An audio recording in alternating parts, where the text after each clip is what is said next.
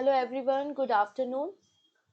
Good afternoon to all. I am Pooja और आज हम यहाँ पे 10th and 11th of October के करंट अफेयर्स देखेंगे एंड कल के सेशन में 12 एंड 13th ऑफ अक्टूबर के करंट अफेयर्स को हम देखेंगे। ठीक है, लास्ट 2 डेज हमारे करंट अफेयर्स की क्लासेस नहीं हो पाई थी। उसका रीजन ये है कि मुझे बहुत ज्यादा कफ था, बोलने में बहुत ज्यादा दिक्कत हो रही थी। ठीक है, इसके कारण हमारी क्लास नहीं हो पाई थी। तो आज के सेशन में हमें क्या बातें करनी है? आज के सेशन में सबसे पहले हम बात करेंगे Nobel prize in the field of literature. ठीक है, मैंने आपको मेडिसिन केमिस्ट्री एंड फिजिक्स की फील्ड में जो नोबेल प्राइज दिए गए हैं वो ऑलरेडी आपके साथ शेयर किए हैं।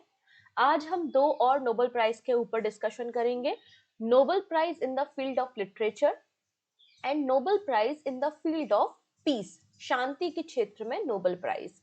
और आज मतलब 11 अक्टूबर को इकोनॉमी के फील्ड में, अर्थशास्त्र के फील्ड के नोबेल प्राइज अनाउंस होंगे, तो नेक्स्ट सेशन में हम उनको भी डिस्कशन करेंगे। इसके अलावा भारत को अपनी पहली मिसेस यूनिवर्स मिल चुकी हैं, उन पर भी हमें बात करना है। इसके अलावा गवर्नमेंट ऑफ इंडिया ने कुछ नई स्कीम, मिनिस्ट्री ऑफ आयुष ने, मिनिस्ट्री ऑफ पंचायती राज ने कुछ नए इनिशिएटिव्स को लॉन्च किया है, हम उनको भी एक एक करके डिस्कस करने वाले हैं। तो काफी कुछ नया सीखने को मिलने वाला है, इसलिए सेशन को एंड तक देखना है। एंड में एक क्वेश्चन होगा आपकी प्रैक्टिस के लिए है, जिसका आंसर आप मुझे कमेंट सेक्शन में दे सकते हैं। क्लियर इतनी चीजें? आइए स्टार्ट कर लेते हैं सेशन। और ये जो करंट अफेयर्स के सेशन चलते हैं ये आपके आने वाले हर एक वनडे एग्जाम को कवर करते हैं। इसकी पीडीएफ आपको फ्री ऑफ कॉस्ट मिल जाती है। कहाँ से मिलेगी? या तो आप एप्लीकेशन पे जाकर डाउनलोड कर लेना फ्री नोट्स वाले सेगमेंट में, या फिर टेलीग्राम की लिंक डिस्क्रिप्शन में है। तो टेलीग्राम से अगर आप कनेक्ट नहीं है तो टेलीग्राम से ऐड ऑन हो जाइए और वहां से आप free of cost daily current affairs की पीडीएफ को डाउनलोड कर सकते हैं। क्लियर है इतनी चीजें? चलो स्टार्ट कर लेते हैं हम आज के सेशन को। इसके अलावा ये कुछ मैगजीन्स हैं जो कि एप्लीकेशन पे अवेलेबल हैं with 1 year validity. Printable format में आप इन्हें डाउनलोड भी कर सकते हैं, प्रिंट आउट भी निकाल सकते हैं। तो ये सभी प्रोडक्ट आपके करंट अफेयर्स की प्रिपरेशन को और स्ट्रॉन्ग बनाते हैं फॉर योर अपकमिंग एग्जामिनेशन। ठीक है, चलो स्टार्ट करते हैं। सबसे पहले बात करते हैं नोबेल प्राइज इन लिटरेचर, साहित्य की फील्ड में नोबेल प्राइज। हम सभी ने अभी तक इतना तो सीख लिया है कि नोबेल प्राइज 6 अलग अलग फील्ड्स में दिए जाते हैं, 6 अलग अलग फील्ड में नोबेल प्राइज मिलते हैं। हम बात कर रहे हैं नोबेल प्राइज इन लिटरेचर के बारे में। नोबेल प्राइज लिटरेचर की शुरुआत आप देख सकते हैं यहाँ पर स्वीडिश एकेडमी के द्वारा की गई थी, मतलब स्वीडिश एकेडमी अवार्ड को डिस्ट्रीब्यूट करता है। कोई भी पर्सन जो आउटस्टैंडिंग वर्क करता है लिटरेचर की फील्ड में, उन्हें ये अवार्ड दिया जाता है। और 11 मिलियन स्वीडिश क्रॉनर आपको करेंसी देखने को मिल जाएगी। अब 2025 का नोबेल प्राइज लिटरेचर में किसे दिया गया है? तो ये अवार्ड हंगरी के एक ऑथर को मिला है, हंगेरियन ऑथर जिनका नाम है लेस्जलो। क्या नाम है इनका? लेस्जलो। ठीक है, लेस्जलो क्रेसजेना होरकाई। ठीक है, डिफिकल्ट सा नेम है लेकिन आप इसको इस तरीके से याद रख सकते हो। लिटरेचर मतलब साहित्य। आपने देखा होगा जो बहुत पुराने, कभी आप लाइब्रेरी गए हो या कोई रिकॉर्ड रूम आप गए हो, तो उसमें जो बहुत पुराने, एकदम बहुत ही पुराने रिकॉर्ड्स होते हैं, उनमें फंगस स्मेल आने लगती है, वो कागज बहुत ज्यादा कमजोर हो जाते हैं, आसानी से फट जाते हैं। तो आप ऐसा याद रखो कि लिटरेचर मतलब साहित्य, बहुत पुराना साहित्य है, उस पर धूल मिट्टी चढ़ चुकी है और काई लग चुकी है। काई तो समझते हैं ना, ग्रीन कलर की होती है जो पानी के ऊपर चढ़ जाती है, वो लग चुकी है। ऐसी कोई बहुत पुरानी बुक है और काई उसको क्या खा रही है? हंग्री है। काई हंग्री है तो उसको खा रही है। बात समझ में आ रही है? कैसे याद रखना है? एक बहुत पुराना लिटरेचर, एक बहुत पुराना साहित्य है जिसपे काई लग चुकी है, फंगस लग चुकी है और वो उस बुक को खा रही है क्योंकि वो हंग्री है।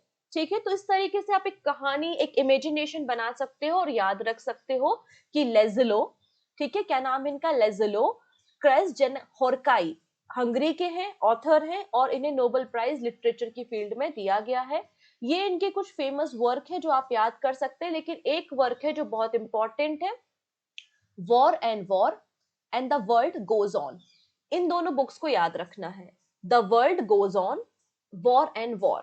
ठीक है, ये अब ये जो बुक है द वर्ल्ड गोज ऑन, इस बुक के लिए इन्हें 2015 में शॉर्टलिस्ट भी किया गया था। इन्हें 2000 सॉरी ये विनर भी रहे हैं मैन बुकर इंटरनेशनल प्राइज 2015 में, ठीक है। और इनकी बुक जो थी द वर्ल्ड गोज ऑन, इन्हें 2018 के लिए शॉर्टलिस्ट भी किया गया था। तो ये इनके कुछ अचीवमेंट है।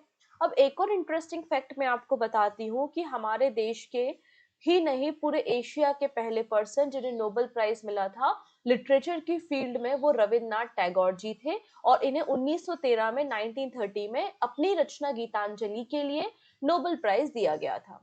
नाउ बात करते हैं 2024 के नोबेल प्राइज के बारे में। तो 2024 का जो नोबेल प्राइज लिटरेचर की फील्ड में मिला है वो हैन कैंग को दिया गया था। और 2025 के लिए अमिताभ घोष का नाम भी नॉमिनेट हुआ था, ठीक है, हालांकि इन्हें अवार्ड नहीं मिला है। अब बात करते हैं शांति के क्षेत्र में Nobel prize. Nobel prize in the peace of in the field of peace. अब यहाँ पे वेनेजुला की एक एक्टिविस्ट आप बोल सकते हैं, एक पॉलिटिशियन आप बोल सकते हैं, जिन्होंने डेमोक्रेसी के लिए काफी ज्यादा वेनेजुला में काम किया है, उन्हें ये अवार्ड दिया गया है। नोबेल पीस प्राइज 2025 किसे मिला है? Maria Corina. मारिया कोरिना कहां से बिलोंग करती हैं? वेनेजुला से बिलोंग करती हैं। इन्होंने प्रमोट किया था डेमोक्रेसी को, जिसके कारण इन्हें अवार्ड मिला है, ठीक है, डन। तो आप याद कैसे रख सकते हो? जैसे कोरोना काल था, तो कोरोना काल में क्या हुआ था? लॉकडाउन हो गया था। आप हम सभी लोगों को घरों के अंदर मतलब एक तरीके से लॉक कर दिया गया था, क्योंकि वायरस स्प्रेड ना हो, ठीक है, वायरस स्प्रेड ना हो, इस तरीके से एक तरीके से इमरजेंसी थी। और इमरजेंसी के समय क्या होता है? डेमोक्रेसी की हत्या कर दी जाती है, आप इस तरीके से भी समझ सकते हैं। तो कोरोना और डेमोक्रेसी आप इस तरीके से लिंक करके इसको पढ़ सकते हैं। हालांकि कोरोना नहीं है, कोरिना है, लेकिन आप कोरोना से याद करना आपके लिए बहुत आसान है, क्योंकि हम उस फेज से गुजरे हुए हैं। तो मारिया कोरिना जो कि वेनेजुला से है, ठीक है, और इन्हें डेमोक्रेसी प्रमोट करने के लिए नोबेल पीस प्राइज 2025 मिला है। अब 2024 का नोबेल पीस प्राइज किसे मिला है? तो 2024 में ये दिया गया था निहोन निहोन हिडेनक्यो को। क्यों दिया था? क्योंकि इन्होंने न्यूक्लियर वेपन्स जो होते हैं, तो न्यूक्लियर वेपन्स जो हैं उससे वर्ल्ड फ्री होना चाहिए, क्योंकि न्यूक्लियर वेपन जो है वो पूरे समाज के लिए, पूरे विश्व के लिए खतरा है। तो उसी के लिए इन्होंने काम किया था। तो ये दोनों नाम आप याद रख सकते हैं। एक और छोटी सी लिस्ट मैंने आपको दी है, क्योंकि ये क्वेश्चन कई बार एग्जाम में रिपीट हुआ है कि सबसे ज्यादा बार नोबेल पीस प्राइज किसे मिला। तो सबसे ज्यादा बार मल्टीपल टाइम ये अवार्ड मिला है international committee of red cross को। रेड क्रॉस को 3 बार नोबेल पीस प्राइज मिल चुका है। और यूएन रिफ्यूजी एजेंसी को भी 2 बार नोबेल पीस प्राइज मिल चुका है, ठीक है। पहली फीमेल जिनको नोबेल पीस प्राइज मिला था उनका नाम है वर्था वॉन शटनर। इन्हें 1905 में अवार्ड दिया गया था। यंगेस्ट पर्सन जिनको अवार्ड मिला है वो है मलाला यूसुफजई 2014 में। ओल्डेस्ट पर्सन जिन्हें अवार्ड मिला था उनका नाम है जोसेफ रोटबेल्ट, ठीक है, जोसेफ रोटबेल्ट। आप इसको इनका नाम भी याद रख सकते हैं। तो ये कुछ नाम है जो आपको याद रखना है। ओस्लो नॉर्वे में अवार्ड दिए जाते हैं। इस टेबल से आपको पहले भी क्वेश्चन देखने को मिले हैं। अगर आप एप्लीकेशन पे जाएंगे, पिछले 5 साल के एसएससी की पीवाईक्यू देखेंगे, तो आपको इस लिस्ट में से क्वेश्चन मिल जाएंगे, क्योंकि क्वेश्चन आए हैं, ठीक है। तो इस लिस्ट को आप याद रखना है, चाहो तो स्क्रीनशॉट ले लो, ठीक है। यहाँ पर एक कंप्लीट लिस्ट है। फिजिक्स, मेडिसिन, केमिस्ट्री, लिटरेचर और पीस की फील्ड में कौन कौन अवार्ड देता है, किस किस को अवार्ड मिल चुके हैं और क्या क्या काम किया है, डिटेल में मैंने बता दिया है, लेकिन इसे समराइज भी कर दिया है एक टेबल के फॉर्म में। ये टेबल भी आपको मिल जाएगी पीडीएफ में, ठीक है, डन।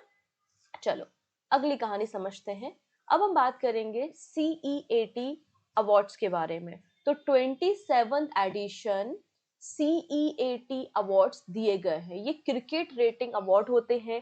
T20 इंटरनेशनल हो गया, ODI हो गया, जो बेस्ट बॉलर होते हैं, बेस्ट बैटर होते हैं, इसके अलावा लाइफ टाइम अचीवमेंट होता है, राइजिंग स्टार होते हैं। तो ऐसे अलग अलग कैटेगरी में जो क्रिकेट लीजेंड्स होते हैं उनको ये अवार्ड दिए जाते हैं, ठीक है जी। तो यहाँ पर आपको देखने को मिलेंगे वेस्ट इंडीज के एक क्रिकेटर जिनका नाम है ब्रेन लारा। इन्हें लाइफ टाइम अचीवमेंट अवार्ड दिया गया है। इनके साथ साथ हमारे देश के मतलब एक इंडियन क्रिकेटर है जिनका नाम है भागवत चंद्रशेखर, इन्हें भी लाइफ टाइम अचीवमेंट अवार्ड दिया है। तो CEAT life time achievement award दो लोगों को मिला है। कौन कौन है? पहले पर्सन है ब्रेन लारा और दूसरे पर्सन है भगवत चंद्रशेखर। इसके अलावा special memento winning the champion award या ट्रॉफी दी गई है रोहित शर्मा जी को। वहीं best international cricketer of the year का अवार्ड मिला है जोई रूट को। तो जोई रूट को best international cricketer of the year award मिला है। Best female batter of the year Smriti Mandhana है। वहीं best female bowler of the year Deepti Sharma आपको देखने को मिल जाएंगी। ठीक है, इसके अलावा कुछ और कैटेगरीज हैं, आप इन्हें पढ़ सकते हैं। एक और इम्पोर्टेंट कैटेगरी है best CEAT domestic cricketer of the year. Domestic cricket होते हैं ना, रणजी ट्रॉफी है और दूसरी जो ट्रॉफीज होती हैं, ठीक है, उसके लिए हर्ष दुबे को ये ट्रॉफी दी गई है। ठीक है, चलिए अब बात करते हैं ई नाम पोर्टल के बारे में। ई नाम का फुल फॉर्म क्या है? ई नाम का मतलब है नेशनल एग्रीकल्चर मार्केट। ठीक है, ई नाम की शुरुआत 2016 में की गई थी और ये क्या है, एक ऑनलाइन ट्रेडिंग प्लेटफॉर्म है। जैसे कि आपका फ्लिपकार्ट है और दूसरे आपके ई कॉमर्स ऑनलाइन प्लेटफॉर्म होते हैं, कुछ इसी प्रकार का प्लेटफॉर्म आप समझ सकते हैं कि ई नाम पोर्टल है। पर ई नाम जो ऑनलाइन ट्रेडिंग प्लेटफॉर्म है वो केवल और केवल एग्रीकल्चर कम्युनिटीज के लिए है। मतलब कोई फार्मर है, कोई किसान है, वो अपने प्रोड्यूस को बेचना चाहता है लेकिन मंडी तक उसकी पहुंच नहीं है, या दलाल बहुत ज्यादा है बीच में, या सही मुनाफा नहीं मिल पा रहा है, तो आप अपने प्रोडक्ट को ई नाम पोर्टल से बेच सकते हो। इसमें दलाल बीच में नहीं आएंगे, आपको आपके प्रोडक्ट का सही दाम मिलेगा और मंडी तक आपकी पहुंच बढ़ जाएगी। तो farmers, traders, buyers agriculture communities को खरीद और बेच सकते हैं ई नाम पोर्टल में। ई नाम की शुरुआत 2016 में हुई थी। रिसेंटली गवर्नमेंट ऑफ इंडिया ने 9 नए प्रोडक्ट्स को ई नाम पोर्टल में जोड़ा है और अब वर्तमान में टोटल प्रोडक्ट ई नाम पोर्टल पे आपको 247 मिल जाएंगे। बात समझ में आ गई? तो national agriculture market platform by adding 9 new agriculture communities raising the total number of tradable item 247। ठीक है, 9 नए आइटम्स को जोड़ा है जिसके बाद टोटल काउंटिंग 247 हो चुकी है। अब वो 9 नए प्रोडक्ट कौन से हैं? वो ये सभी हैं, आप चाहो तो इनको पढ़ सकते हो। ग्रीन टी है, अश्वगंधा ड्राई रूट्स हैं, mustard oil, lavender oil etcetera. ठीक है, ये 9 आइटम याद रखने की जरूरत नहीं है, टोटल आपको याद रखना है। और ई नाम पोर्टल क्या करता है या फिर इसकी शुरुआत कब हुई थी, ये क्वेश्चन इंटरव्यू के हिसाब से भी इंपॉर्टेंट हो जाते हैं। नाउ बात करते हैं एनसीआरबी रिपोर्ट के बारे में। एनसीआरबी का मतलब होता है national crime record bureau report. इन्होंने जो 19 मेट्रो सिटीज, जो बड़े बड़े शहर भारत में है, मुंबई, चेन्नई, पुणे, बैंगलोर, आपका कोलकाता हो गया, सूरत, कोची, ऐसे 19 बड़े शहरों की रिपोर्टिंग की और वहां पे क्राइम रेट को इन्वेस्टिगेट किया कि पिछले कुछ सालों में कितने क्राइम्स हुए हैं, महिलाओं के खिलाफ कितने क्राइम्स हुए हैं, कितने रजिस्टर हुए हैं, वो सारा डेटा इन्होंने प्रकाशित करने का काम किया है। और कोलकाता यहाँ पे इंडिया का सेफेस्ट शहर आपको देखने को मिलेगा। तो नेशनल क्राइम रिकॉर्ड ब्यूरो के अनुसार Kolkata has emerge India's safest city for fourth consecutive year. चौथी बार लगातार कोलकाता सबसे सेफ, सबसे सुरक्षित शहर आपको देखने को मिल जाएगा एनसीआरबी की रिपोर्ट के अनुसार। यहाँ पर आपको लोवेस्ट रेट देखने को मिलेगा कॉग्निजेबल क्राइम्स का। सबसे कम कॉग्निजेबल क्राइम के केसेस 2023 में कोलकाता में रिकॉर्ड किए गए हैं। ठीक है, ये बात यहाँ पर मेंशन की गई है। अगर बात करते हैं कोची के बारे में, तो सबसे ज्यादा जो क्राइम रिकॉर्ड किए गए हैं वो कोची में किए गए हैं। Kochi emerge as the most crime prone city. 3192 crimes, मतलब 3000 क्राइम 1 लाख की आबादी पर रजिस्टर किए गए हैं। कहाँ पर? कोची में। कोची के बाद दिल्ली और सूरत है। तो अगर आपको टॉप 5 शहरों के नाम बताए जाएं जो कि सेफेस्ट हैं, वो कोलकाता, हैदराबाद, पुणे, मुंबई और कोयम्बतूर है। और अनसेफ सिटीज में कोची, दिल्ली, सूरत, जयपुर और पटना है। क्लियर है?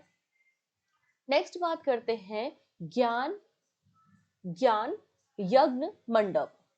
अब ये ज्ञान यज्ञ मंडप क्या है? ये एक लाइब्रेरी है। अब आप लोगों ने जगन्नाथपुरी के टेम्पल के बारे में सुना होगा। जगन्नाथपुरी में जो पुरी टेम्पल है वो कई हजारों साल पुराना है। अब इतने पुराने टेम्पल होते तो उसमें जो रिकॉर्ड्स होते हैं, जो आपकी स्क्रिप्ट्स है या लिटरेचर है, वो भी बहुत ज्यादा पुराने होते हैं। तो इनको हमें क्या करना है, डिजिटल फॉर्म में स्टोर करना है, जिससे आने वाली पीढ़ियों तक इन रिकॉर्ड को पहुंचाया जा सके, नहीं तो वो सारे डिस्ट्रॉय हो ही जाएंगे। तो यहाँ पर उड़ीसा में क्या तैयार किया जा रहा है, उड़ीसा में आपको पता होगा कि जगन्नाथ हेरिटेज कॉरिडोर बन रहा है। अब जगन्नाथ हेरिटेज कॉरिडोर जब बन रहा है तो उसमें क्या किया जाता है, जो पुरानी बिल्डिंग्स हैं उन्हें डिमोलिश करके नई बिल्डिंग्स बनाई जाती हैं। तो ऑलरेडी यहाँ पर एक लाइब्रेरी है जहां पर ये रिकॉर्ड्स रखे हुए हैं। उस लाइब्रेरी का नाम है रघुनंदन लाइब्रेरी। इस लाइब्रेरी को डिमोलिश किया जाएगा, नई लाइब्रेरी बनाया जाएगा जहां पे सारे रिकॉर्ड्स रखे जाएंगे इन द फिजिकल फॉर्मेट। साथ ही साथ इन सभी रिकॉर्डों को डिजिटल फॉर्मेट पे भी कवर किया जाएगा, कन्वर्ट किया जाएगा। तो डिजिटल लाइब्रेरी का नाम क्या होगा, ज्ञान यज्ञ मंडप, जो कि पुरी में तैयार की जा रही है। हमारे रिकॉर्ड्स, हमारे मैन्युस्क्रिप्ट्स और टेम्पल के जो पुराने रिकॉर्ड्स है उनको प्रिजर्व करने के लिए। क्लियर है? तो अगर आपसे पूछा जाए ये क्या है, कहाँ पर है, तो आप बता दीजिएगा। हम एक डिजिटल लाइब्रेरी की बात कर रहे हैं। चलिए, अब गवर्नमेंट ऑफ इंडिया, आपने देखा होगा ईवी, इलेक्ट्रॉनिक जो इलेक्ट्रिकल व्हीकल्स हैं उनको हम काफी ज्यादा प्रमोट करते हैं। लेकिन ईवी प्रमोट करने के साथ साथ हमें चार्जिंग स्टेशन पे भी फोकस करना होता है। अब हम यहाँ पे ट्रक जो चलते हैं, हमारे ट्रक किससे चलते हैं, डीजल फ्यूल का इस्तेमाल किया जाता है। तो हम ट्रक्स को भी क्या कर रहा है, इलेक्ट्रिक कर रहा है। तो इसके लिए हमें क्या करना पड़ेगा, उसके भी चार्जिंग स्टेशन बनाने पड़ेंगे। तो नितिन गडकरी जी ने इंडिया का पहला electric truck battery swapping station launch किया है। ठीक है, in a significant step towards promoting green transportation and reducing carbon footprints, union minister road and transport highway Nitin Gadkari ji के द्वारा इंडिया का पहला commercial electric truck battery swapping and charging station launch किया जा रहा है सोनीपत हरियाणा में। ये facility Delhi international cargo terminal private limited के पास आपको देखने को मिलेगी। इसका पर्पस है promote electric mobility and reduce diesel dependency in the logistic. ठीक है, चलिए अब बात करते हैं इंटरनेशनल सोलर अलायंस के बारे में। हम सभी को पता है कि इंटरनेशनल सोलर अलायंस का फॉर्मेशन 2015 में इंडिया और फ्रांस के इनिशिएटिव में हुआ था। जब COP21 की मीटिंग हो रही थी पेरिस में, उस समय ही 2015 में इंटरनेशनल सोलर ऑर्गेनाइजेशन को एस्टैब्लिश किया गया था। इसका हेडक्वार्टर गुरुग्राम में है और ये इंडिया का पहला इंटरनेशनल ऑर्गेनाइजेशन का हेडक्वार्टर आपको भारत में देखने को मिल जाएगा। 2025 तक 124 मेंबर है, जो कि सिग्नेटरी कंट्रीज है जिन्होंने अभी तक इस अलायंस में साइन कर चुका है। अब इसका जो 8 नंबर का जो मीटिंग होगा वो इंडिया में होगा। तो India will host the 8 international solar alliance assembly from 27 October to 30 October, Bharat Mandapam New Delhi में ये मीटिंग आपको देखने को मिल जाएगी। अब यहाँ पे इंटरनेशनल सोलर अलायंस का एजेंडा क्या है, एम क्या है, इसका पर्पस है कि $1 ट्रिलियन सोलर इंडस्ट्री में इन्वेस्टमेंट करना है 2030 तक। 1 बिलियन से ज्यादा लोगों को हमें 1000 गीगावाट सोलर कैपेसिटी या सोलर एनर्जी प्रोड्यूस करके क्लीन एनर्जी प्रोवाइड करनी है। ये प्राइमरली इसके ऑब्जेक्टिव आपको देखने को मिल जाएंगे। नेक्स्ट बात करते हैं द्रव्य पोर्टल के बारे में। द्रव्य पोर्टल, इसको किसने बनाया है, ये मिनिस्ट्री ऑफ आयुष का पोर्टल है। ठीक है, द्रव्य पोर्टल मिनिस्ट्री ऑफ आयुष का पोर्टल है। जब आप कोई आयुर्वेदा मेडिसिन खरीदते हैं, परचेस करते हैं, या XYZ आप कोई भी मेडिसिन खरीदते हो, चलो, तो मेडिसिन के पीछे लिखा होता है ना उसके कंपोजिशन क्या है, कौन से मिनरल्स या कौन से मटेरियल्स आपका इस्तेमाल यहाँ पर किया है, कितनी कैलोरी है, कितना क्या है, कितनी शुगर परसेंटेज है, वो सारा डेटा आपको मेडिसिन के पीछे देखने को मिलता है। यस और नो? वैसे ही जो आयुर्वेदिक मेडिसिन है उसमें क्या कंपोजिशन इस्तेमाल किया है, किस तरीके से एंशियंट नॉलेज और हमारा जो मॉडर्न ट्रेडिशनल नॉलेज है उसका इस्तेमाल करके हमने उस मेडिसिन की तैयारी की है, उसको तैयार किया है, उसकी पूरी जानकारी आपको इसमें देखने को मिल जाएगी। जिससे फ्यूचर में जैसे कि सेम कंपोजिशन का इस्तेमाल करके कोई और कंपनी वो दवाई बनाना चाहती है, तो कंपोजिशन आपके पास है तो आप दवाई बना सकते हो। करेक्ट है? तो उस प्रकार से ये काम यहाँ पर किया जाएगा। तो मिनिस्ट्री ऑफ आयुष ने द्रव्य पोर्टल बनाया है। द्रव्य का मतलब है यहाँ पे digitize retrieval application for versatile yardstick of Ayush portal. ठीक है, इसका पहला फेज लॉन्च किया जा रहा है जिसमें 100 जो मेडिसिन हैं उनके सब्सटेंस का, उनके उसके अंदर जो भी कंपोजिशन है, जो भी सब्सटेंस यूज हुए हैं उसका प्रिस्क्रिप्शन एक तरीके से आपको डायरेक्टरी देखने को मिल जाएगी। इसे तैयार करने का काम या डेवलप करने का काम central council for research in Ayurvedic science के द्वारा किया है, जो कि मिनिस्ट्री ऑफ आयुष के अंदर काम करती है। ये आपका एक एआई रेडी डिजिटल नॉलेज होगा, जहाँ पे सारी इंफॉर्मेशन आपको देखने को मिल जाएगी कि क्लासिकल आयुर्वेदा टेक्स्ट कौन सा है, मॉडर्न रिसर्च कौन सी है, जिससे इस कंपोजिशन के जरिए हमने एक आयुर्वेदा मेडिसिन तैयार की है। तो इससे एक ऑथेंटिसिटी भी आएगी और फ्यूचर बेस्ड डेटा भी रेडी हो जाएगा कि सेम कंपोजिशन यूज करके भविष्य में कोई और इस दवाई को बनाना चाहता है तो फिर वो बना पाएगा। ठीक है, चलिए, अब आप लोगों ने जैसे कि नायक मूवी देखी होगी, उसमें नायक मूवी में क्या होता है, अनिल कपूर एक दिन का सीएम बनता है ना। तो वैसे ही जैसे कि अब हम गुड गवर्नेंस के बारे में बात करते हैं कि आखिरकार ग्राम सभा, ग्राम पंचायत, जो सेक्रेटरी होते हैं, जो सचिव होते हैं, वो क्या काम करते हैं, किस तरीके से उनकी डीलिंग होती है। तो बच्चों को इस तरीके से मॉक ड्रिल कराई जाएंगी और एक दिन के लिए सरपंच बना दिया गया, एक दिन के लिए आपको यहाँ पे आपको शिकायतें सुनने का मौका दिया गया, मतलब इस तरीके से एक ड्रिल परफॉर्म की जाएगी। इसके लिए एक प्रोग्राम शुरू किया जा रहा है जिसका नाम है आदर्श युवा ग्राम सभा। ठीक है, आदर्श युवा ग्राम सभा इनिशिएटिव की शुरुआत हो रही है और इसे 1100 स्कूल्स में लॉन्च किया जाएगा। ये ministry of Panchayati Raj, ministry of education and ministry of tribal affairs का जॉइंट इनिशिएटिव है, आदर्श युवा ग्राम सभा इनिशिएटिव, जो कि United nation educational simulation model पर आधारित होगा। पहले फेज में 1100 स्कूल में इसको इम्प्लीमेंट किया जाएगा, जिसमें 600 आपके जवाहर नवोदय विद्यालय होंगे, 200 आपके एकलव मॉडल रेसिडेंशियल स्कूल होंगे अक्रॉस द कंट्री। वो जिस तरीके से इसको लॉन्च किया जाएगा, अब इसके अंदर क्या होगा, तो मॉक ग्राम सभा लगाई जाएगी डेजिग्नेटेड स्कूल्स में, जहां पर क्लास 9 से लेकर क्लास 12 तक के जो बच्चे हैं वो रोल प्ले करेंगे विलेज लेवल ऑफिसर के, सरपंच, वार्ड मेंबर, ग्राम सेक्रेटरी, आंगनवाड़ी वर्कर, किस तरीके से ये लोग काम करते हैं उनका रोल प्ले करेंगे। ग्राम सभा की मॉक मीटिंग्स को कंडक्ट किया जाएगा, जहां पर वेरियस जो भी इश्यूज हैं, जो प्रॉब्लम्स है, एक डिबेट, एक कंपटीशन, मतलब एक कह सकते हो डिस्कशन कंडक्ट किया जाएगा। किस तरीके से ग्राम का बजट डेवलप होता है, किस तरीके से गांव में डेवलपमेंट प्लान्स बनते हैं, तो उस पर भी मॉक ड्रिल यहाँ पे असेंबली के रूप में कंडक्ट किया जाएगा। ये प्रोग्राम यहाँ पर किया गया है। जो भी विजेता होगा, जो भी विनिंग स्कूल होगा, उसको 1 करोड़ रुपए का कैश प्राइज मिलेगा। जो सेकेंड नंबर पे आएगा उसको 75 लाख रुपए और थर्ड नंबर वाले को 50 लाख रुपए मिलेगा। इसके अलावा बाकी सभी स्कूल जो पार्टिसिपेट करते हैं उन्हें सर्टिफिकेट भी दिया जाएगा। मिनिस्ट्री ऑफ पंचायती राज 20,000 रुपए असिस्टेंट भी हर एक स्कूल को देगी मॉक ड्रिल ऑर्गेनाइज कराने के लिए। क्लियर? तो इस तरीके से प्रोग्राम यहाँ पे रन किया जाएगा।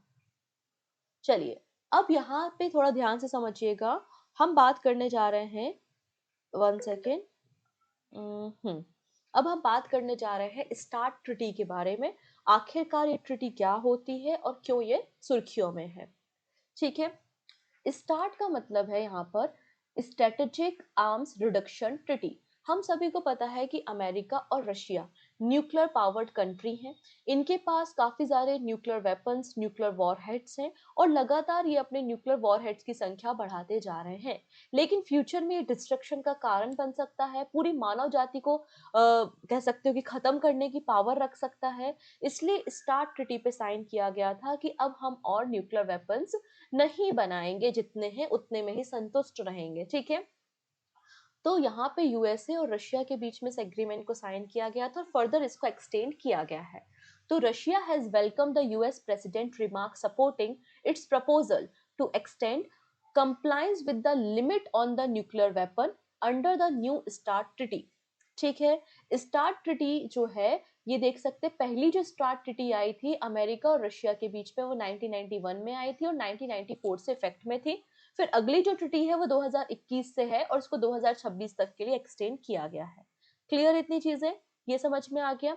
अब पूरे विश्व में न्यूक्लियर वॉरहेड को या न्यूक्लियर वेपन्स को कंट्रोल करने के लिए कौन कौन सी ट्रिटीज हैं, तो ये क्वेश्चन ऑलरेडी एग्जाम में आ चुका है। अगर आप पीवाईक्यूज देखोगे तो आपको एनपीटी से क्वेश्चन देखने को मिल जाएगा। एनपीटी का मतलब है न्यूक्लियर नॉन प्रोलिफरेशन ट्रीटी, 1968 की ट्रीटी है। इसका पर्पस है prevent the spread of nuclear weapon, ठीक है, जो भी न्यूक्लियर वॉरहेड्स हैं, वेपन्स हैं, उन उनको रोकना उसका पर्पस है। और हमारे विश्व में 5 न्यूक्लियर वेपन स्टेट्स हैं जिन्होंने इस ट्रीटी को साइन किया था, यूएस, रशिया, यूके, फ्रांस और चाइना। इसके अलावा सीटीबीटी है, comprehensive nuclear test ban treaty, 1996 की है, जो कि न्यूक्लियर एक्सप्लोरेशन होता है उसको प्रोहिबिट करता है, रोकता है। इसके अलावा treaty on the prohibition and nuclear weapon 2017 है, ठीक है। अब लेकिन एक और ट्रीटी है जिससे रशिया ने विड्रॉ कर लिया है, ठीक है। हम बात कर रहे हैं पीएमडीए के बारे में, plutonium management and disposition agreement. इससे विड्रॉ करने का फैसला रशिया ने कर लिया है। तो रशिया के लोअर हाउस ने विड्रॉ के अप्रूवल को परमिशन दे दी है from the plutonium management and disposition agreement, ठीक है। 2016 का ये एग्रीमेंट है जो अमेरिका और रशिया के बीच में, सॉरी 2000 में रशिया और अमेरिका के बीच में इस एग्रीमेंट को साइन किया गया था।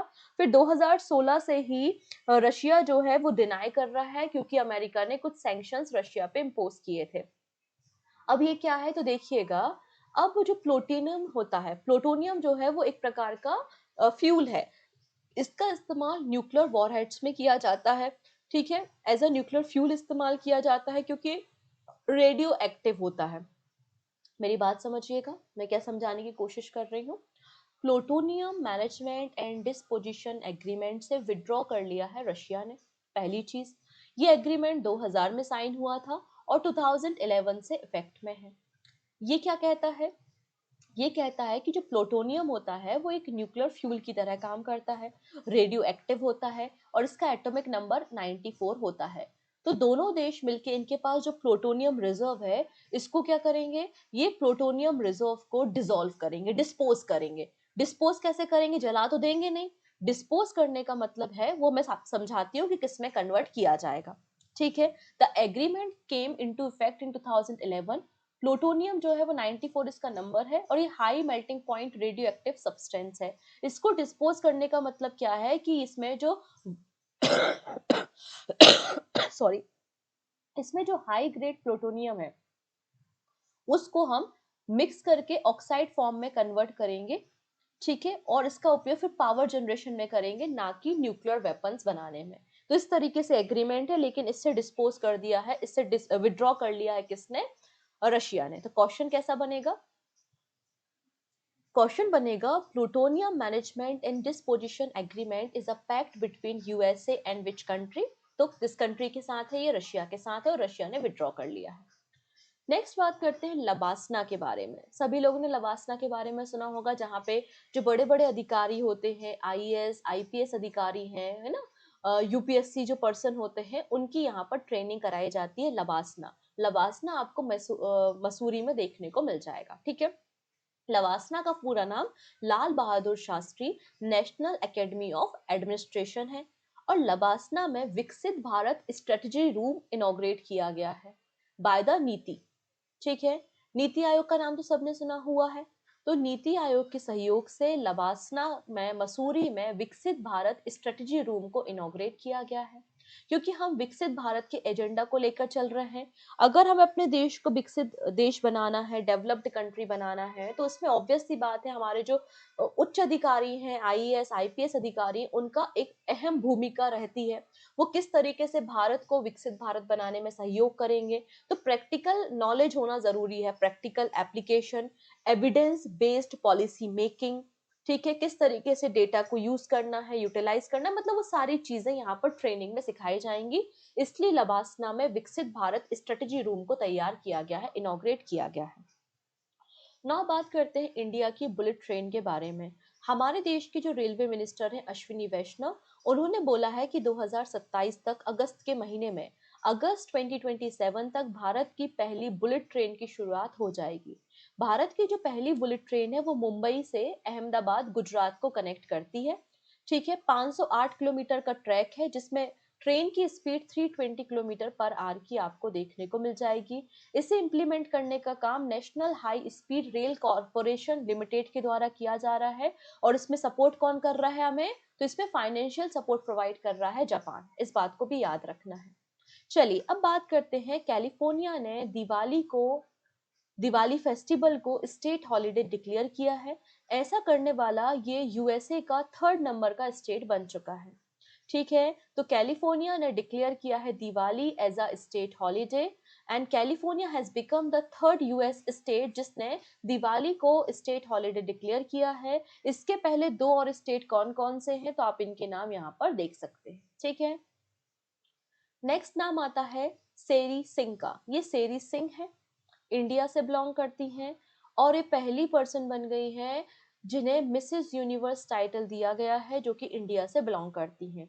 तो Sherry Singh wins India's first Mrs universe crown. अभी जो मिसेस यूनिवर्स कंपटीशन था ये मनीला फिलीपींस में हुआ था और ये आपका 48 एडिशन आपको देखने को मिलेगा। ठीक है, किसने जीता है, सेरी सिंह ने ये कंपटीशन जीता है। नाउ बात करते हैं 10 और 11 अक्टूबर को कौन कौन से इंपॉर्टेंट डेज हमने बनाए। तो 10th ऑफ अक्टूबर को था world mental health day. World mental health day 10 अक्टूबर को मनाया जाता है। 1992 से इस दिन को सेलिब्रेट किया जा रहा है। इसकी थीम है मेंटल हेल्थ इन ह्यूमैनिटेरियन इमरजेंसीज। मेंटल हेल्थ इन ह्यूमैनिटेरियन इमरजेंसीज। नाउ बात करते हैं, this is very very important day, several time exam में पूछा गया है। 11 अक्टूबर का दिन, 11 अक्टूबर को हम international day of the girl child मनाते हैं। यूनाइटेड नेशन के द्वारा इस दिन की शुरुआत 2012 में की गई थी। इसकी थीम क्या है, इसकी थीम है the girl I am, the change I lead, girls on the front line of crisis. ये आपको थीम देखने को मिल जाएगी international day of girl child, जो कि 11 अक्टूबर को मनाया गया। तो ये दोनों दिन इंपॉर्टेंट है, दोनों दिनों के बारे में आपको पता होना चाहिए। अंत में बात करेंगे क्वेश्चन ऑफ द डे के बारे में, इसका आंसर आप लोग मुझे कमेंट सेक्शन में बताएंगे। बाकी सारी बातें आने वाले वीडियो में हम डिस्कस करते हैं। Thank you so much, take care and bye bye.